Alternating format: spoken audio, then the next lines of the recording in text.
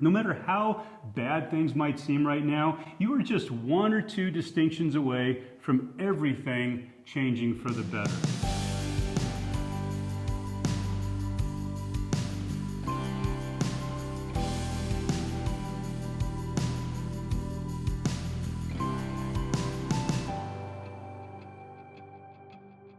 Hello there, I'm Tad Horning. And I'm Kimberly Horning. We're the authors of Cracking the Code to Marital Bliss and the creators of Forever in Love Marriage Masterclass. Now, there's something that you really need to know that nobody is telling you. And that is that no matter how off course your relationship might feel, you are literally just one or two distinctions away from turning things around, reigniting the love, passion, and desire that you had for each other, and so much more. Only this time, it will be more rich, meaningful, and juicier than ever. So if you're anything like us, you've spent the last 20 to 35 years building financial security. You've got kids that are teenagers or in college, or maybe they've flown the coop already entirely. And now things are getting kind of ominous, right? I mean, you're getting that uncomfortable sense that there's a fork in the road. There's a crossroads coming up, a time of reckoning, and there's some tough decisions to be made. You know what we're talking about, right? You still love each other. The romance is gone. You've lost that love and feeling. Or maybe worse, you've emotionally disconnected or divorced yourself, and you feel like you don't want the same things anymore. But you don't want to live this way. You want more. You want to feel alive. You want to be in love again, and you deserve it. So now you're faced with three options. You can get divorced. You can stay married and pretend that things are good, but that's really a crappy way to live, right? Or you can turn things around and spend the rest of your life joyful and fulfilled. But here's the thing. No matter how bad things might seem right now, you are just one or two distinctions away from everything changing for the better. Now here's why. Now your marriage is kind of like the stock market. Up and down, up and down. Maybe a big long plateau, but then all of a sudden, bam! Things go right to the bottom like you've never experienced before. And if you've been in the stock market at all, you know that that's when most people bail out, right? Right at the bottom, right before things shoot back up and make record gains. Now, how does this apply to your marriage? Well, just like the stock market, the ups and downs in your marriage are largely due to emotional swings. Now, those emotional swings are based on our interpretation and reaction to what's going on around us. And our interpretation and reaction to what's going on, it feeds and perpetuates the trajectory of the market, whether for good or for bad. It's like this. With the stock market, the price of the stock at any given time, it doesn't actually reflect value of the stock. It only reflects people's perception of what's going on, and that perception is based on fear and greed. Now, it's the same with your marriage. Now, how you feel about your marriage isn't necessarily an accurate indicator of how bad or good it is unless those feelings are based on fact. And when things feel bad, the facts are often buried beneath layers of emotions, half-truths, and distorted memories that don't always paint an accurate picture of reality. What Tad's saying is that no matter how you're feeling right now, your marriage probably isn't as bad as it feels. In fact, if you've been together long enough to raise kids, the commitment you've had to this end and the history you have together, these things are irreplaceable. You will never be able to share the same experiences, memories, and connections that comes with falling in love with someone, making babies, building a family, and creating a future together. What we're saying is that the person you are married to right now, especially if it's your first marriage, and you've raised a family together, this is your best shot at having a rich, rewarding, and a romantic future together. You just got to know what to do and how to do it. So true. See, in the beginning, falling in love was a random act. It happened outside your control, right? I mean, you just don't know who you're going to be attracted to, have chemistry with, and who's going to distract you to no end, right? It just kind of happens. It's unplanned. I mean, you might go looking for love, but you can't predict who you're going to fall in love with or where you're going to find it. So in the beginning, you fell in love, hopefully. And you got married because being with this person made you happier. hopefully. Now, being with them completed you in some way. I mean, you felt a sense of wholeness and certainty and security and well-being. But then after marriage, new elements began to insert themselves into your relationship that upset the dynamic. In-laws, careers, kids, financial obligations, and health challenges.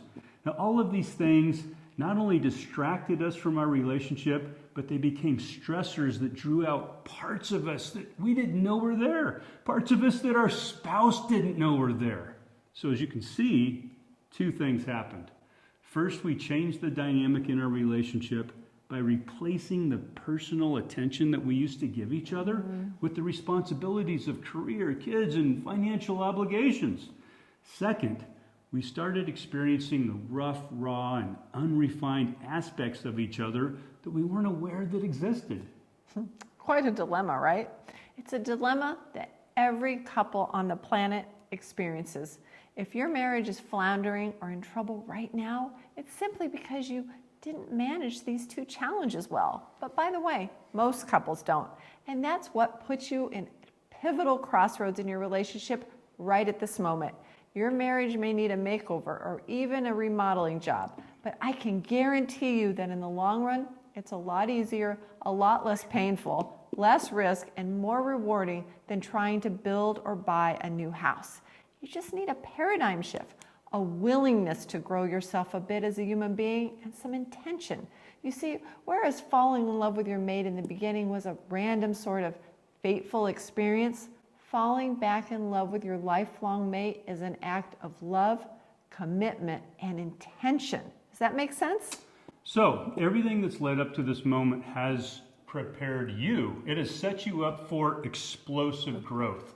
Now, explosive growth for yourself and literally growth that will launch your relationship to a place that you never believed possible. But you've got to do three things, okay?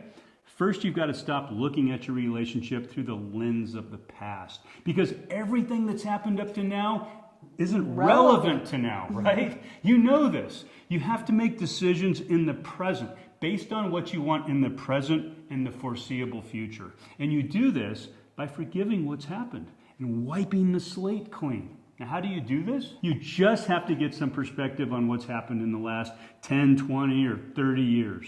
Remember what we talked about a few minutes ago? There were two things that we revealed to you that happened after you got married. The first was that we all invite distractions into our life that take our attention off one another, right? I mean, over time, we put less and less intention in our relationship and more into our careers, our kids, or whatever. In other words, we stopped doing the very things that cultivated our relationship early on when we were courting. Does that make sense? And while we were defocused on our relationship, the pressure of these other things that we gave our attention to, they revealed our emotional immaturity. Now, I'm sorry, but I have to say it. Our rough, unpolished, unrefined aspects of our character and our personality, they come out, right? Of course, I'm only talking about me, baby, right? Baby.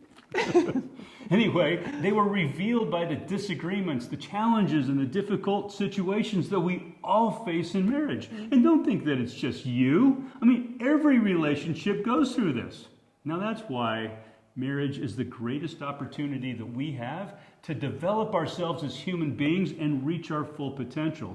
That is, if we do it right. But most of us don't, because no one ever taught us how. There was no playbook for this, right?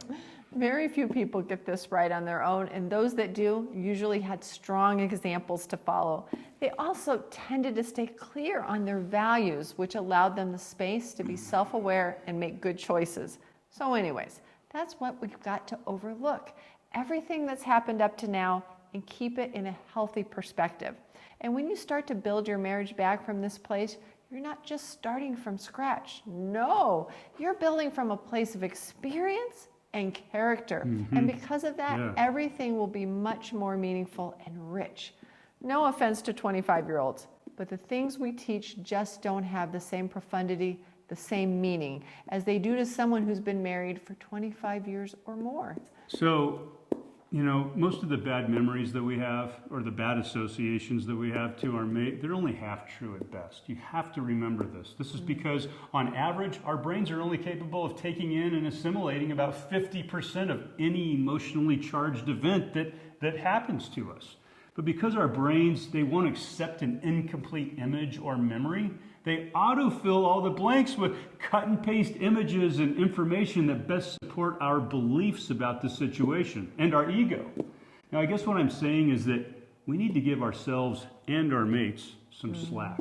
Okay, now that you've got the ghosts of marriage past put to bed, the next step is to bring intention back to your relationship. What do we mean by that? Well, here are a few examples that we'll go through really fast. First, make a commitment to yourself and to your mate, and put it in writing and sign it. Next, sit down together and identify the core values you both have that can guide you into the future together.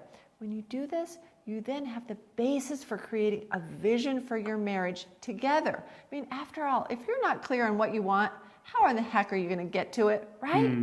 Now you start wooing and chasing after your mate like they're a prize to be won. And while you're at it, stop doing the things that cause your mate to lose attraction to you. And you know what they are. And start doing the things that you know will make them feel loved, even if it doesn't make any sense to you. Start going to personal development events and seminars together. I mean, start hanging out with other couples who have great marriages. Take a marriage mastery course together. I mean, do the things that couples that are in love do. Okay, now try this one on for size. This one ranks up there with things like finding the fountain of youth. So are you ready? Okay, what I want you to do is you go find that thing that your mates always wanted to do. You know what that thing is. That would totally juice them and make them feel alive and excited about life, but that you haven't supported. I want you to take that thing and I want you to go out and make plans for that, right? Introduce that into their life, and I guarantee you it'll be better than I had you at hello. What it all boils down to is getting your priorities straight and making your mate number one priority in your life. And if you really, really want to make a difference, subscribe to our channel, share this video, give us a thumbs up, and leave a comment below. See you next time. See you next time.